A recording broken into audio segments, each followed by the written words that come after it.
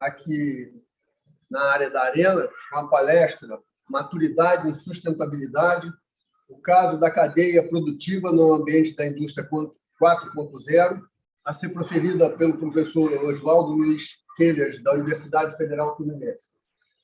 Gostaria de já agradecer inicialmente ao professor Oswaldo Queiras, em nome do comitê organizador e do comitê científico, a aceitação do convite de vir trazer essa ilustre palestra para a gente. E agradecer aos demais que estão de forma presencial e de forma remota nesse nosso evento híbrido, assistindo a essa palestra.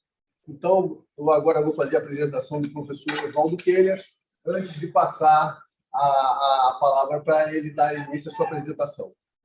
O professor Oswaldo Queiras é professor na UF, bolsista de produtividade e pesquisa do CNPq, nível 2, CAP, Engenharia de Produção e de Transporte. Recebeu o prêmio Laureal Mérito do CREA-RJ em 2013.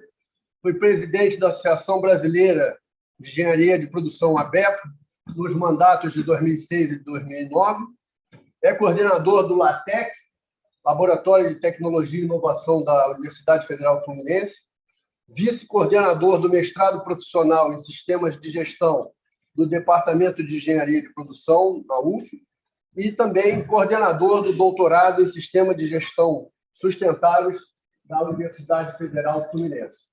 Então, neste momento, agradeço a presença de todos, tanto de forma presencial como de forma remota, e passo a palavra ao professor Oswaldo Queiras. Muito obrigado, professor.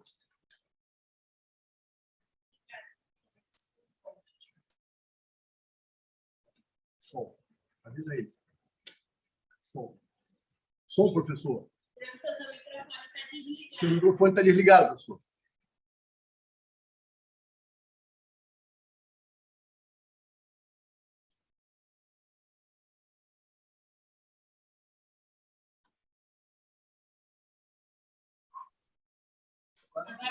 Ok, professor.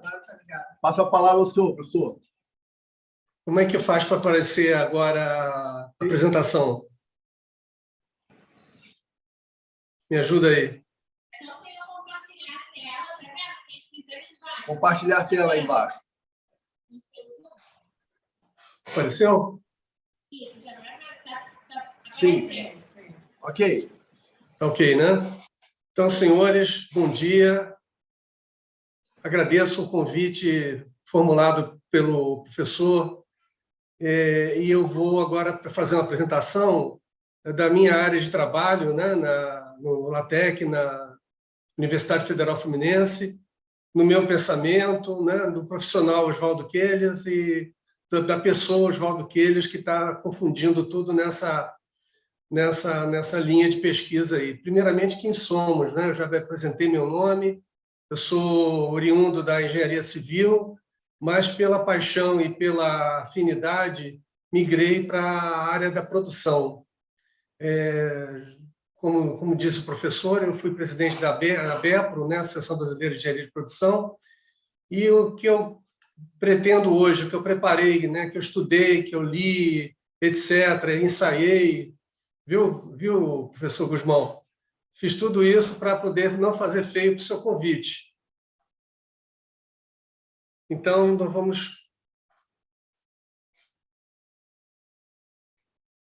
Então, a maioria das organizações hoje, elas estão adotando como critérios critério de objetivo estratégico, de planejamento estratégico, né, para conseguirem alcançar dessas 17 diretrizes de sustentabilidade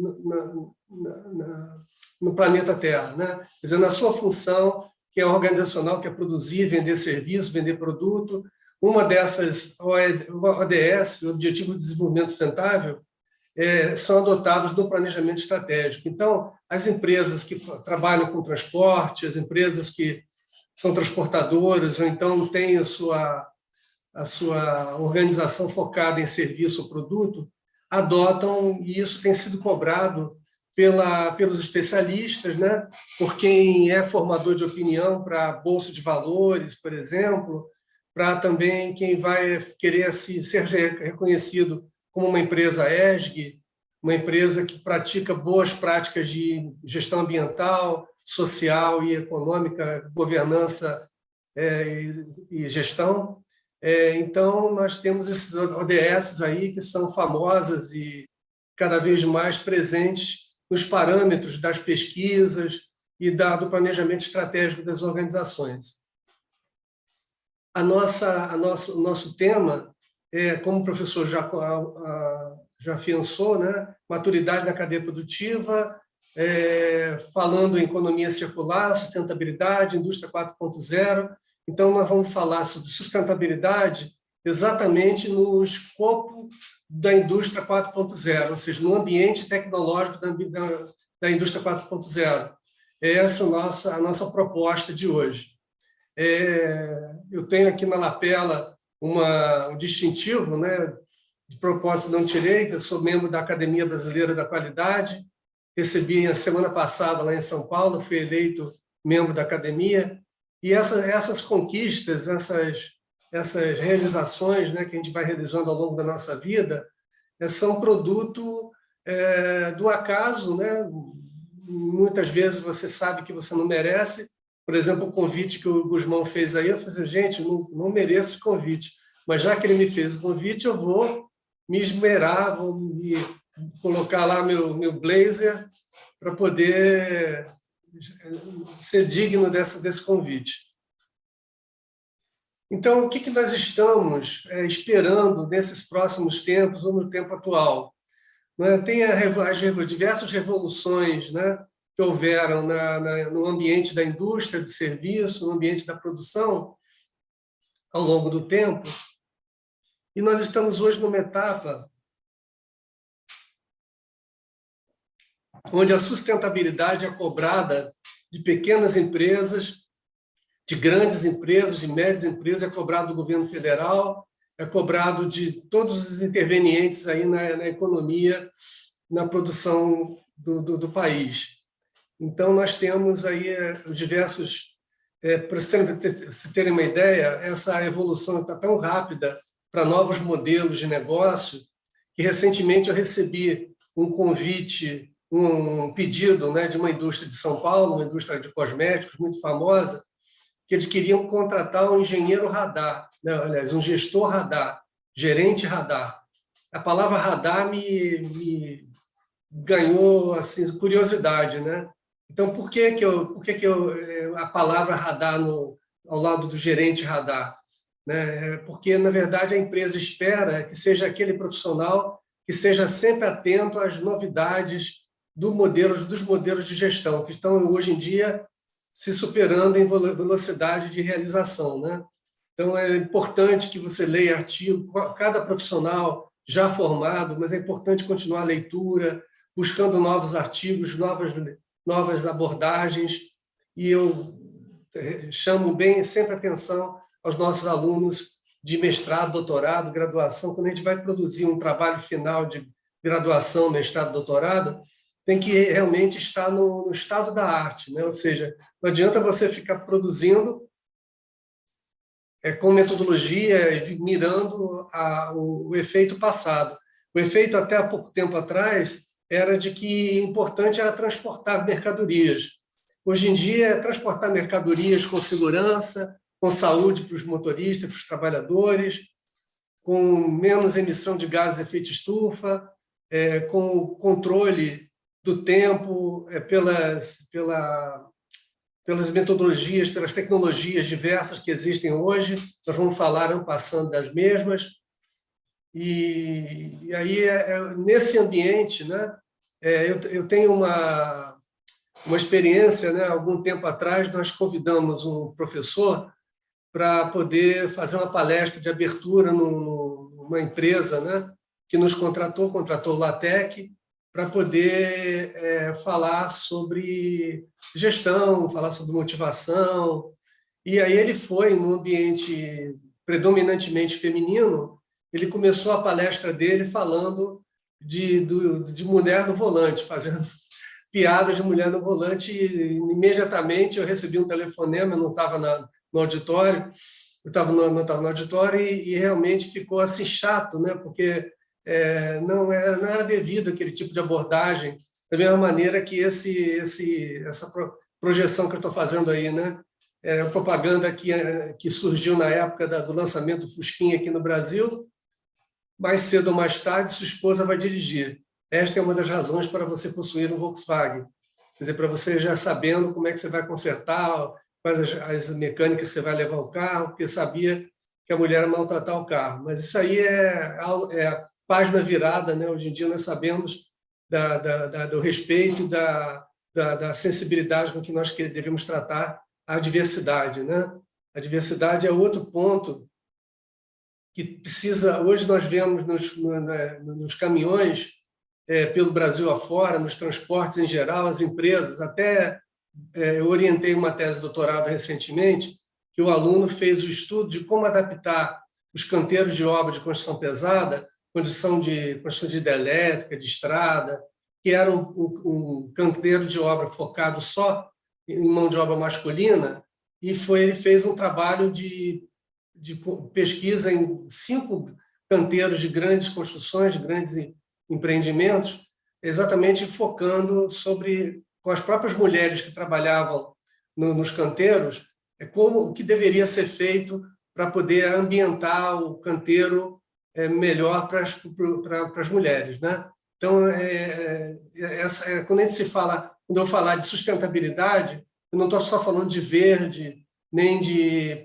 melhorar o faturamento da empresa, mas também do aspecto social, né? Quer dizer, aceitar a diversidade da composição dos grupos, né, de trabalhadores, e baseado também no triplo bottom line, que é a essência do início. Hoje em dia já tem outros referenciais. É pena que ficou... Mas, assim, o que nós buscamos é o equilíbrio social, econômico e o ambiental. Essa é a nossa luta em termos de quando nós orientamos uma tese ou uma dissertação de mestrado ou um trabalho final de graduação, nós buscamos sempre o referencial do equilíbrio nas decisões para investimento do melhor tratamento social, melhor resultado para o social, que tem que ser compatibilizado com o melhor resultado econômico e compatibilizado com o maior resultado ambiental. Infelizmente, ainda hoje, as decisões são moldadas ou são referenciadas ao desempenho econômico. Apenas o desempenho econômico é levado em consideração. Mas isso é por pouco tempo, e o resultado é que, quando as empresas perdem a sua reputação no mercado, elas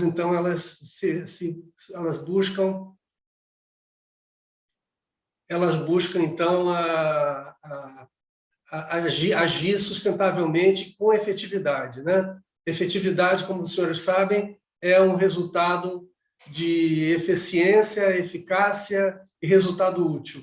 Não adianta nada você ser eficaz, entregar no prazo, mas com custo maior, e não atender ao cliente. Então, você tem que ter os 3 pontos de recomendação, de conciliação do que seja uma empresa sustentável, uma logística sustentável.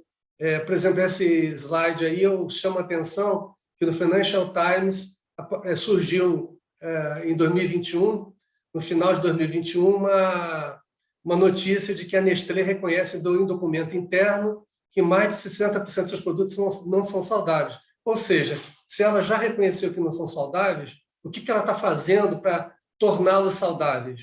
Quer dizer, é uma empresa que, por mais prêmios que ela ganhe no campo de relatórios sustentáveis, etc., ela não pode ser considerada uma empresa sustentável, porque o produto final dela ainda não ela mesma não reconhece como saudáveis.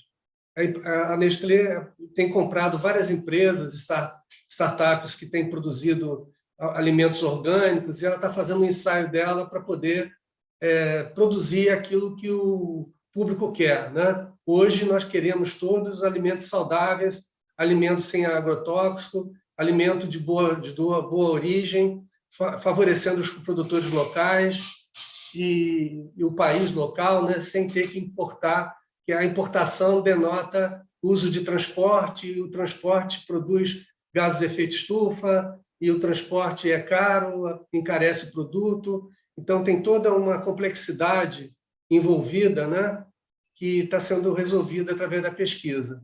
Aí nós podemos chamar a atenção também da queda do volume de consumo da Coca-Cola. A Coca-Cola está repensando, né? Ela sabe também que o produto dela é constituído de muitos açúcares, um produto que não é saudável, usado continuamente, e tem aí o consumo de refrigerante nos Estados Unidos. Olha. A decisão da Coca-Cola investir em água, investir em produtos mais naturais, né? Mais voltados, focados para o país onde ela opera, né? Ela está baseada nos Estados Unidos a redução do consumo. Então, as empresas, as organizações estão sendo motivadas por efeito econômico, por efeito social, por efeito de ação dos governos, que estabelecem limites, que estabelecem metas. Está sendo mobilizado também pelo resultado das suas vendas, né? Então, o que nós buscamos são os novos modelos de negócios focados em sustentabilidade. Quer dizer, as empresas transportadoras, as empresas cujo núcleo de negócios é o transporte, por exemplo, recentemente duas grandes empresas, né, de transporte de cargas que fazem Rio-São Paulo identificaram o nível de adoecimento, de contaminação por DSTs dos seus motoristas, né, devido às paradas, à existência de atividade sexual, né, sem proteção. Então, houve um pacto entre as grandes empresas de transporte entre Rio e São Paulo para que essas empresas dividissem entre si os custos e a ação num programa de orientação para a saúde dos trabalhadores que operam nessas estradas. Quer dizer, isso é um exemplo do que está sendo feito em termos de mudanças no ambiente de negócios. Quer dizer, o que você ontem, o importante era chegar ao processo, produto ao destino, hoje em dia você já se preocupa com o que ocorre no processo, né? Aquilo que os trabalhadores estão sofrendo, a ergonomia, né? Os riscos ambientais, os riscos de atividades culturais, né? Todos esses parâmetros, né, de complexidade está sendo levado em consideração pelas empresas na contramão da onda de preços surreais do cafezinho, né? Então, tem uma empresa no centro do Rio que ela Corto, e ela chamou a possibilidade de fazer um empreendimento em que o consumidor paga o quanto quiser pelo cafezinho. É óbvio que ela tem um valor mínimo de pagamento que ela coloca ostensivamente, e esse aviso diz que quanto que é o mínimo que você pode pagar para pagar os custos, né? Mas cada um paga o que quiser, contendo como base o custo da produção do cafezinho. E o que tem, eu tenho informação de que houve nos primeiros 10 meses, houve um prejuízo, ou seja, tinha gente tomando cafezinho e não pagava nada, né? Mas a regra que está sendo focada no comércio mundial, isso aí é um empreendimento que houve aqui no Rio de Janeiro e é resultado de empreendimentos que existem em vários países do mundo. A regra é a quem confunda liberdade com desrespeito. Você dá a liberdade de pagar quanto quiser e tem gente que não paga nada. Quer dizer, isso aí mas é uma tendência do mercado. É uma tendência de você disponibilizar livros em parada de ônibus para venda, e vários outros. Hoje em dia tem um aplicativo que você tem nos condomínios, principalmente, pequenas lojas, né, pequenas lojas de venda de produtos de última necessidade. Então, isso já são tendências propiciadas pela indústria 4.0, que disponibiliza a comunicação, a tecnologia de informação rápida e acessível para todos. A loja americana, também envolve essa questão do desempenho social da empresa, né? Que trata a igualdade de oportunidades, a atuação antirracista. E aí nós temos o nosso laboratório, o LATEC, né? com o qual eu tenho muito carinho, né? Meu filhote, lá em Niterói, nós temos assim, um conjunto de professores de várias áreas, ciência política, arquitetura, medicina, engenharia. Embora esteja na escola de engenharia, o LaTeX ele absorve mão de obra de professores, etc., de várias áreas da universidade, que é a unidade na diversidade, né? O significado da palavra universidade, unidade da diversidade. Então, nós temos procurado respeitar esse conceito, tratando o nosso mestrado profissional, por exemplo, ele tem abordagem qualidade total, meio ambiente, segurança do trabalho, responsabilidade social e sustentabilidade. 2 vezes por ano são feitas processos seletivos para o mestrado profissional em sistemas de gestão. O doutorado em sistemas de gestão sustentáveis também, já desde 2014, nós tivemos a primeira turma e nós temos desenvolvido pesquisas, principalmente nesses 3 eixos, que é chamado núcleo do curso, né? Na área de engenharia, na área de geoquímica e geociência. Temos produzido teses sobre balneabilidade de praias, despoluição de terrenos, os aspectos antropológicos, né? Também do desenvolvimento das organizações, e trabalhos sobre logística sustentável, logística 4.0. E aí nós temos as áreas em que nós trabalhamos, né? As diversas áreas onde, ao longo do tempo, nós temos trabalhado. Comecei lá, eu trabalhava na Shell Brasil Petróleo, e eu comecei a trabalhar com qualidade total, segurança do trabalho, depois meio ambiente, e depois, já no meu doutorado e na Universidade Federal, nós assumimos, então, o discurso da sustentabilidade organizacional, gerência de riscos, etc., que são hoje as palavras-chave que regulam as pesquisas que nós conduzimos. Ok? Vocês estão quietinhos aí? Está tudo bem? Alguém quer perguntar alguma coisa? Se alguém quiser fazer, eu não sei como é que está sendo a comunicação, mas se alguém quiser perguntar algo, pode interromper, eu não sei como é que está sendo feito. Está ótimo, estou ouvindo bem aqui. Eu vou deixar para o final da sua palestra as perguntas que aí eu abro para a plateia e para alguém aí que esteja assistindo de forma híbrida. Tá bom? Tá ok, então, valeu. Obrigado. Tem um livro aí que nós produzimos recentemente, né, sobre sustentabilidade, Agenda 21, o Congresso Nacional de Excelência e Gestão e o Congresso Inovar-se. Inovar-se é inovação e responsabilidade social e empresarial. Esse congresso ocorre uma vez por ano, normalmente no mês de julho, e tem se ratificado como elemento de centralização de todo o Brasil e até do exterior de produção científica baseada na sustentabilidade organizacional. Então, esse evento, voltando aqui ao nosso evento, a nossa presença aqui nesse ambiente, ele tem importância dedicada a transporte e busca apresentar pesquisa de desenvolvimento, práticas, etc. Minha tarefa aqui é apresentar para vocês o que nós temos levantado, considerado no LaTeX, no nosso mestrado profissional em Sistema de Gestão, no doutorado em Sistema de Gestão Sustentável, no doutorado e mestrado em Engenharia de Produção da UF, é o que nós temos considerado como elemento de propicia a falar na sustentabilidade, que é a tarefa hoje fundamental para a empresa ter reputação. Eu tenho uma história que eu conto, eu tenho até um aluno meu de mestrado que trabalhava numa empresa que construiu uma estrada e uma ponte em Cabo Frio. E ele diz com muito orgulho, né, que, ao final da obra, foram distribuídos bônus para os engenheiros, para os encarregados, né, bônus altíssimos, né, que representavam o reconhecimento da empresa para o desempenho das pessoas. Só que, algum tempo depois, talvez 1 ano, 2 anos depois, a Justiça do Trabalho e os crimes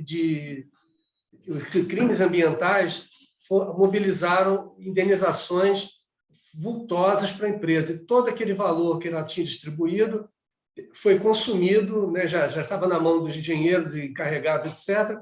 Ela teve que tirar do próprio bolso para poder suprir as indenizações. Ou seja, não adianta só você fazer algo, entregar uma obra no prazo, entregar um empreendimento, um produto no prazo. Tem que saber como foi feito. E esse como foi feito implica aí nas 3 letrinhas, né, do ESG, né, environmental, social e governança, como elemento de estabelecimento de parâmetros para se bem gerir um negócio. Ou seja, não adianta você entregar um produto e deixar um rastro de acidentes no trabalho, de pessoas adoecendo, de crimes ambientais, depósitos de materiais em locais indevidos. Ou seja, você tem que fazer o processo também baseado na sustentabilidade, na ética, na responsabilidade social, nos diversos pontos de interesse que têm surgido ao longo do último decênio, né? Que isso é algo muito recente. E uma pergunta, eu sempre costumo fazer, quando um aluno meu vai procurar para eu orientá-lo na pesquisa de mestrado, doutorado ou término de curso, projeto de término de curso, eu faço algumas perguntas, né? Se o resultado da tese ou do trabalho final de graduação de mestrado, ele atende, né? Se ele protege o ambiente, mesmo que seja na conclusão. Você pode tratar de outros assuntos, completamente convencionais no contexto do teu trabalho de pesquisa, do teu relato, do teu documento de defesa. Mas, na conclusão, você tem que propor novas pesquisas, essas perguntas aí que eu deixei como registro das perguntas que eu faço, ou que eu busco colocar na conclusão das obras que eu oriento na Universidade Federal Fluminense. Então, as influências do compliance, né? As organizações hoje, existe uma palavra chamada compliance.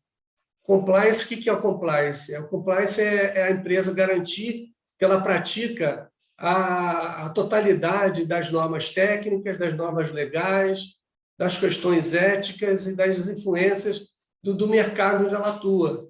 Porque, na verdade, a empresa, por exemplo, você vai abrir uma empresa, uma empreiteira que vai construir casas em Caxias, né? Ou em São Gonçalo, ou em Niterói, ou no Rio de Janeiro.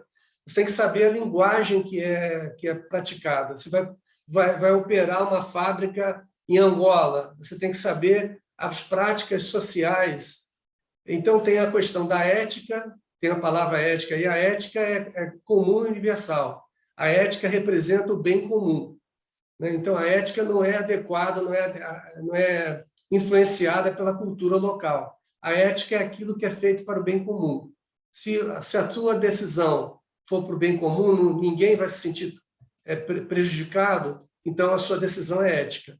Então, é ética em função de ser dedicada, haver um esforço de dedicação para o bem comum. E o que se vê na prática é que você vai operar em Angola, vai operar no Brasil, vai operar na Paraguai, tem as influências políticas, né? Tem as práticas políticas, as práticas de negócio existentes.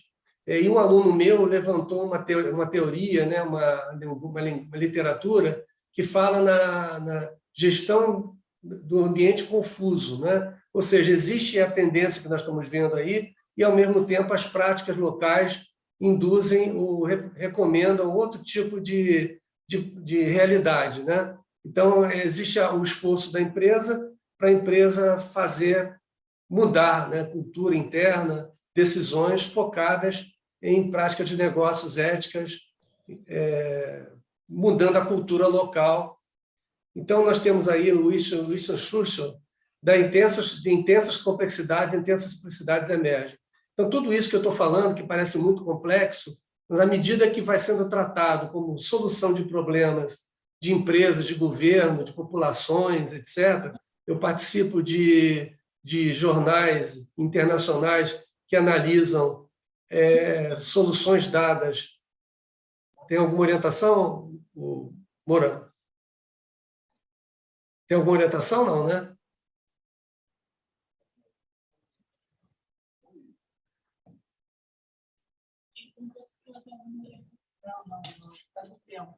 Não, tem mais uns 15 minutos, professor. Está ótimo, então, está ótimo. Então, o Churchill chamou a atenção de que da complexidade surge a simplicidade, ou seja, na década de 80 era a implantação da qualidade total e a importância de descobrir como implantar a qualidade total, e agora vem a importância de implantar a sustentabilidade nas organizações, que é muito complexo, mas a inteligência humana, a criatividade.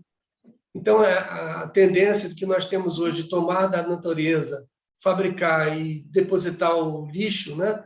Isso está sendo mudado pela própria compreensão de que, enquanto a economia ela oferece capital-trabalho, recursos naturais, etc., envolvendo custos, também a ecologia ela fornece, ou seja, o meio ambiente fornece o equilíbrio ecológico que fornece insumos ao processo produtivo. Então, a empresa precisa abordar o aspecto econômico e o aspecto ecológico para sua continuidade de operação. Então, não é só faturar, mas é também saber o que ela está devolvendo à natureza. Pode ser um escritório de advocacia, que consome o quê? Água para a higiene dos seus banheiros. O que esse escritório faz de ação para proteger os mananciais de água que alimentam o Rio de Janeiro? Quer dizer, o que uma empresa de advocacia ela consome? Papel, ela consome água, ela consome diversos insumos que precisam ser colocados como estratégia dela, como planejamento estratégico, de devolver à natureza. Então, essa é Então, o uso da economia circular, de modelos de negócios circulares, para a estruturação das empresas de transporte, da atividade de transporte das empresas fabricantes de serviço, etc. Aí nós damos vários exemplos, né, que o mantra, né, que chama a economia circular ou modelos de negócios circulares é o regenerate, né? Quer dizer, regeneração, recuperação das embalagens, recuperação do produto pós-uso, compartilhamento de soluções, otimização do desempenho, otimização do uso de matéria-prima, reciclar materiais, ou então você partir para a virtualização do seu negócio. Quer dizer, como faz hoje em dia as livrarias, né, que anteriormente eram vendedoras de livros e hoje são vendedoras de e-books ou então de plataformas digitais de conteúdo. Então, aí eu vou deixar essa apresentação disponível para a coordenação do programa, e aí tem os significados, né, de cada uma dessas etapas que as empresas, em geral, estão assumindo para tornar circular o seu negócio e para se tornar garantia de uma boa reputação no mercado. Então, aí, além do Resolve, né, que seria Regenerate, etc., até o Exchange, tem as tecnologias da indústria 4.0, que eu queria chamar a atenção, que a tecnologia da indústria 4.0, muitas vezes nós temos uma resistência contra a ecologia, contra a tecnologia, mas a tecnologia veio também acelerar a solução. Nós vamos ver aí ao longo da apresentação rapidinho, que estamos só com 15 minutos, mas essa apresentação é só a ponta do iceberg. É só para chamar a atenção de pontos que são elementos fundamentais para a gestão das organizações. Então, premissas, economia circular, modelos de negócio circular. Então, nós temos aí a evolução dos negócios, né, objetivando a incorporação da sustentabilidade como elemento de qualidade, como hoje a qualidade total é incorporada nos seus ambientes, né, de produção, também a sustentabilidade daqui a uns 10 anos vai ser um discurso praticado pelo quiosque da praia de Camboinhas, aqui em Niterói.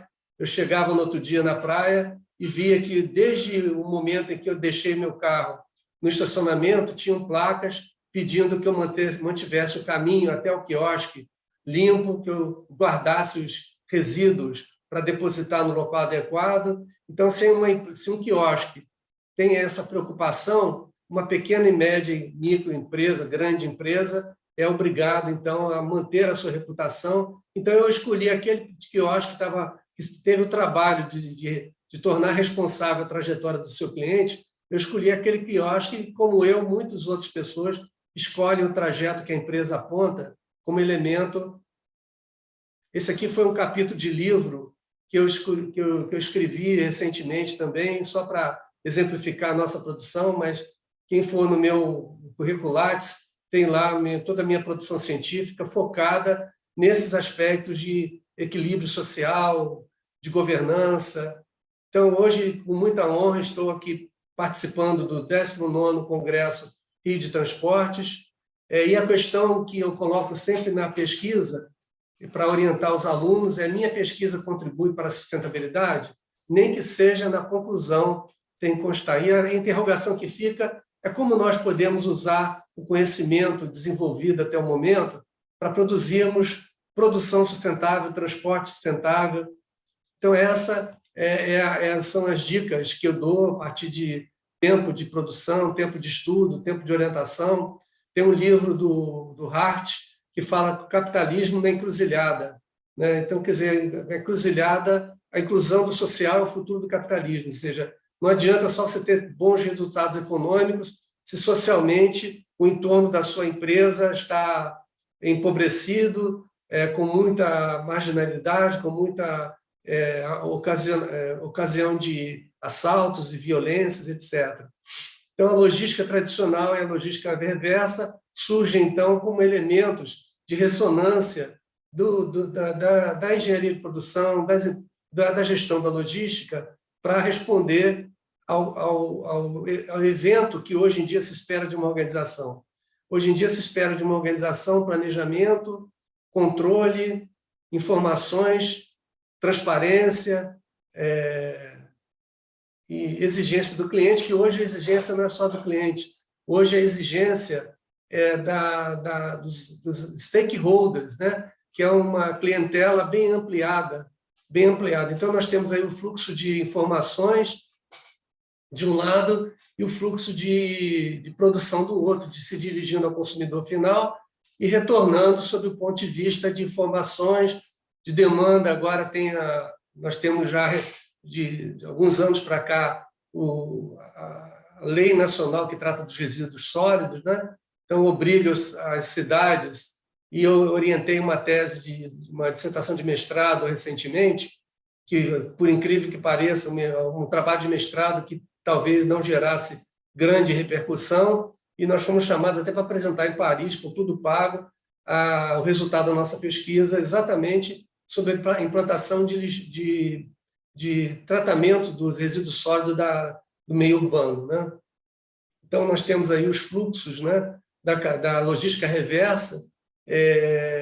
Hoje em dia não adianta. Existe uma lei, por exemplo, que é obrigatório que cada empresa que produz óleo lubrificante dê garantia de que vai recuperar pelo menos 50%, se não me engano, 50% é uma percentual exato de venda de óleo lubrificante.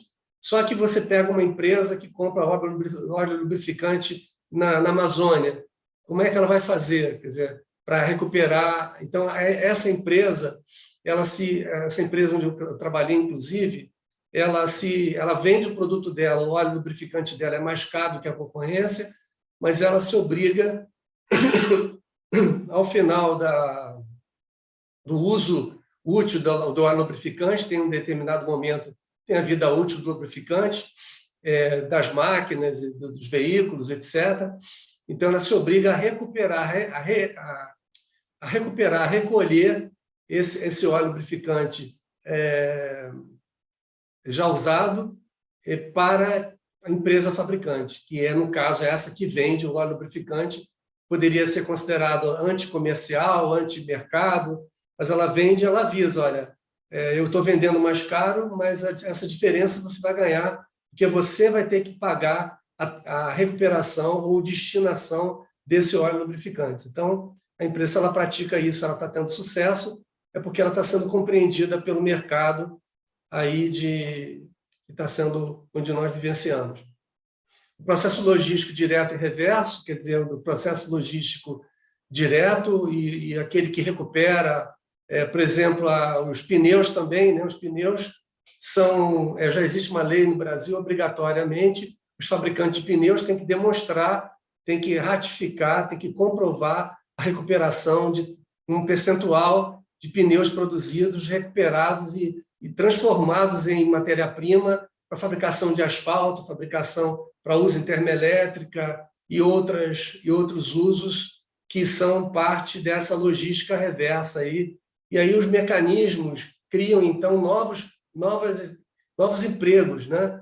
Novos empregos de recuperação. Você veja só se a Petrobras, recentemente, um aluno meu de doutorado, em Macaé, estava questionando o que fazer com as lâmpadas usadas, lâmpadas de fluorescente. Ele tinha uma quantidade enorme de lâmpadas substituídas e guardadas no repositório, sem saber o que ia fazer, até que ele descobriu uma empresa em Minas Gerais que fazia a eliminação desse resíduo sem deixar resíduos para a natureza, quer dizer, sem deixar nenhum fator negativo para a natureza, e alguma coisa ela aproveitou dessas lâmpadas já usadas e descartadas. Então, os fatores críticos para a eficiência do processo de logística reversa. Então, nós temos todos esses aspectos que eu fiz questão de colocar para poder chamar a atenção da complexidade, mas, como diz o Winston Churchill, toda a complexidade hoje vai ser a simplicidade de amanhã.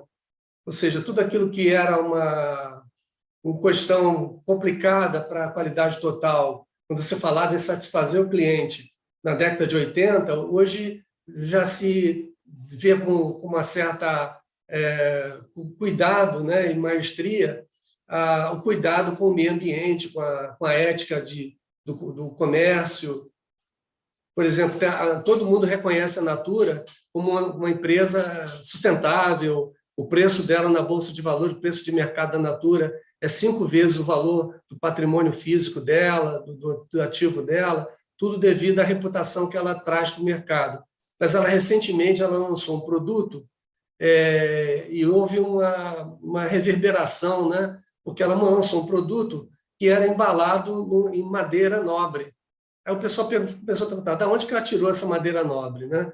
Que os últimos resquícios de madeira nobre nas florestas, ou você vai para uma área de preservação natural na Amazônia, ou pequenas áreas na região sul.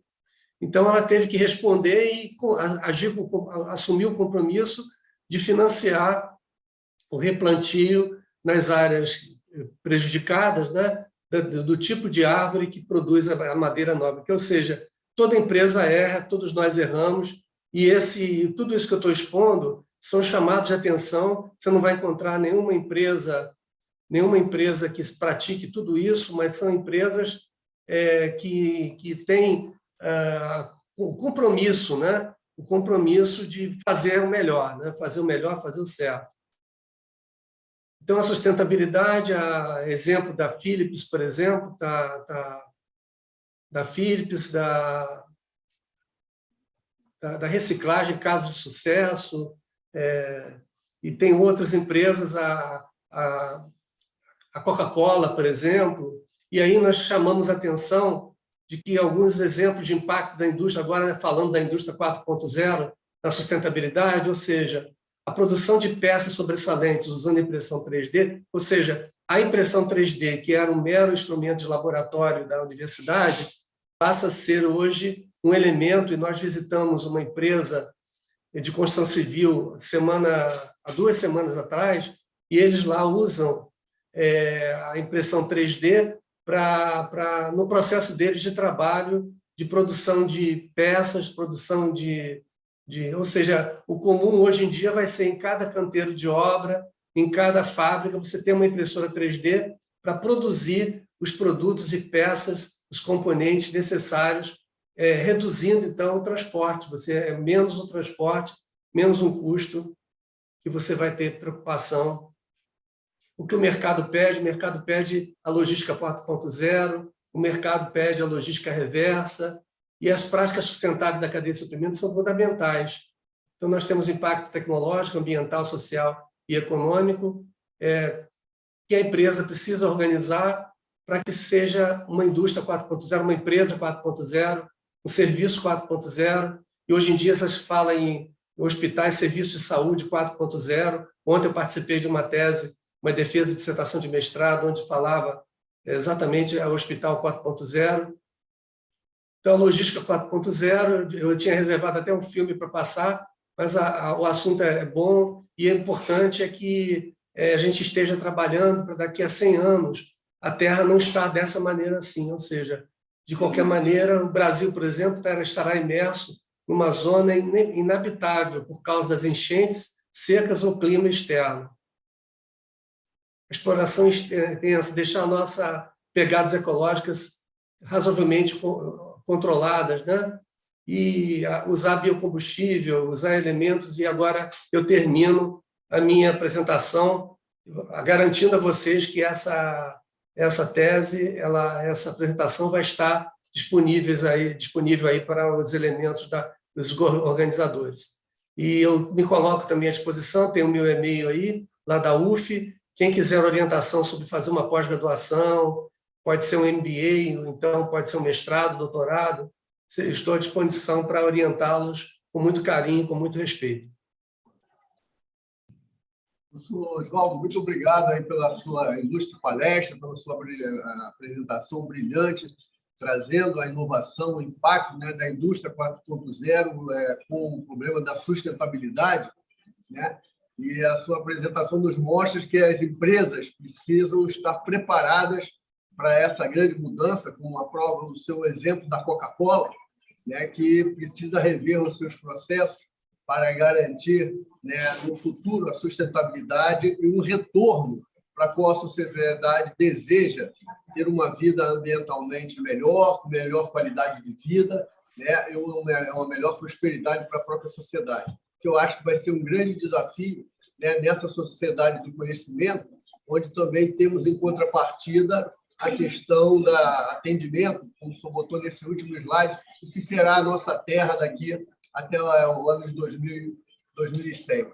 Então, obrigado pela sua brilhante apresentação. Se alguém da plateia quiser fazer alguma pergunta, coloco à disposição, ou alguém aí que esteja nos assistindo de forma híbrida, quiser fazer algum comentário, nós estamos com o tempo um pouquinho avançado, e nós temos uma palestra em seguida aqui a ser apresentada. Professor, o Thiago Marques colocou aqui na internet que, apesar de atrasado, o ESG é mais presente no setor de transporte brasileiro. E também deu parabéns pela apresentação do professor. Tá. Recebemos parabéns aí pela sua apresentação. Uma pessoa colocou um comentário aí agradecendo a sua apresentação. Tem uma pergunta aqui, professor, da plateia. Não pode se identificar e fazer a sua pergunta, por favor? Bom dia, meu nome é Ismaelene, eu sou do Grêmio Brasil de Comunicação e eu tenho um sério problema na empresa porque a gente trabalha com motor gerador. E esse motor gerador, de 6 em 6 meses, a gente tem que fazer o descarte por diesel. E a gente está com séria dificuldade de encontrar empresas que façam esse descarte. Eu vejo com o professor Oswaldo que tem uma segunda opção que a gente possa fazer. É um trabalho específico. É um trabalho muito específico, é uma resposta muito específica, né? Ou seja, hoje em dia, por exemplo, recentemente nós fomos chamados a um gerente da Petrobras que estava querendo implantar um edifício limpo, né? Então, nós tivemos que fazer, que ele é responsável pela manutenção dos edifícios alugados pela Petrobras, ou comprados, ou de propriedade da Petrobras, no centro do Rio. Então, nós tivemos que fazer uma pesquisa, ver as melhores práticas no mundo, né? E trazer as melhores práticas para a solução. Então, a pergunta que você me fez, pelo que eu escutei, né, porque o som estava meio complicado, mas pelo que eu escutei, é um assunto muito específico. Isso se volta, né? Eu sempre comento com meus alunos, na década de 80, quando eu trabalhava na indústria diretamente, né, e vinha um problema para mim, eu imediatamente ia na biblioteca da empresa ou numa biblioteca da universidade, da escola de engenharia, e buscava livros, né, e botava em cima da minha mesa os livros para poder buscar a solução que a empresa pedia, né, que a empresa solicitava. E muitas vezes era visto isso como algo falta de competência, né? E nós não podemos aglutinar toda a competência do mundo. Então, hoje em dia, eu vejo muitas empresas que premiam e incentivam a pesquisa. Quer dizer, isso aí você tem que focar. O que os nossos alunos de projeto final de graduação, a gente chama atenção que a prática da engenharia, a boa prática de gestão, a boa prática da solução de problemas, passa pela leitura daqueles que nos antecederam e que encontraram soluções para esse problema. Recentemente, também, nós estamos orientando uma grande empresa de petróleo a focar na comunidade, construir a comunidade do conhecimento. O que é a comunidade de conhecimento? É exatamente essa solução do problema específico que você me comentou, que serve para poderá, você encontrando a solução, do fornecedor da solução, etc., poderá ser útil para outros problemas que ocorram de maneira semelhante. Problemas semelhantes, né, específicos também. Então, eu não sei, porque não deu bem para me escutar, mas, de qualquer maneira, você tem o meu e-mail aí, você pode me passar um e-mail para mim que eu posso buscar para você alguma orientação, tá ok? Professor, muito obrigado aí, eu agradeço a presença de todos, a sua brilhante exposição, né? Não vou colocar mais nenhuma pergunta, porque nós já estamos avançando no horário e temos uma palestra em seguida. Agradeço mais uma vez a sua aceitação pelo convite, a sua palestra. Pode encaminhar a apresentação para mim e para a Cíntia Machado, que é do Secretaria Executiva, e nós colocaremos a disponibilidade de todos aí no site, né, do 19º Rio de Transporte. Mais uma vez, em nome do comitê organizador, do comitê científico, agradeço a sua apresentação, né, e a sua disponibilidade em nos atender. Muito obrigado. Muito obrigado.